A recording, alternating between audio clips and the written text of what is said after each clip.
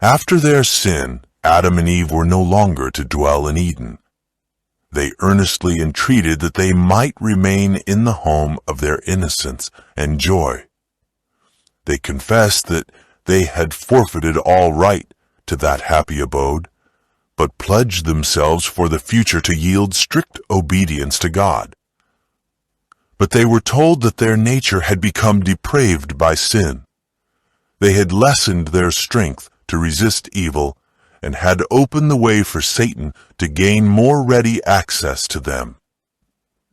In their innocence, they had yielded to temptation, and now, in a state of conscious guilt, they would have less power to maintain their integrity.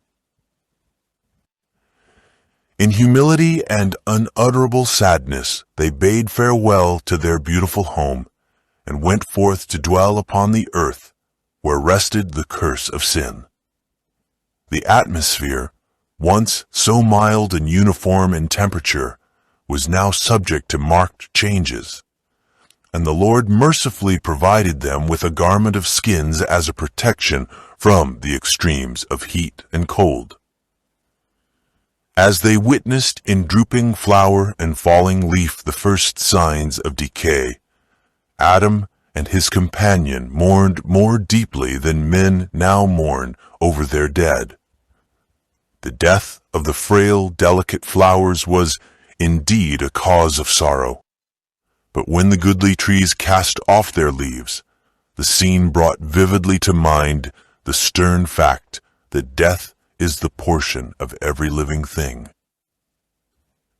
The Garden of Eden remained upon the earth long after man had become an outcast from its pleasant paths. The fallen race were long permitted to gaze upon the home of innocence, their entrance barred only by the watching angels. At the cherubim-guarded gate of paradise, the divine glory was revealed. Hither came Adam and his sons to worship God.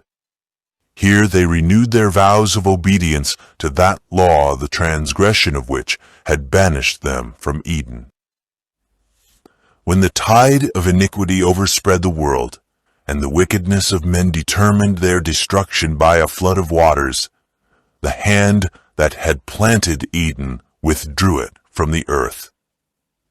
But in the final restitution, when there shall be a new heaven and a new earth, it is to be restored more gloriously adorned than at the beginning. Then they that have kept God's commandments shall breathe in immortal vigor beneath the tree of life, and through unending ages the inhabitants of sinless worlds shall behold in that garden of delight a sample of the perfect work of God's creation, untouched by the curse of sin, a sample of what the whole earth would have become had man but fulfilled the Creator's glorious plan.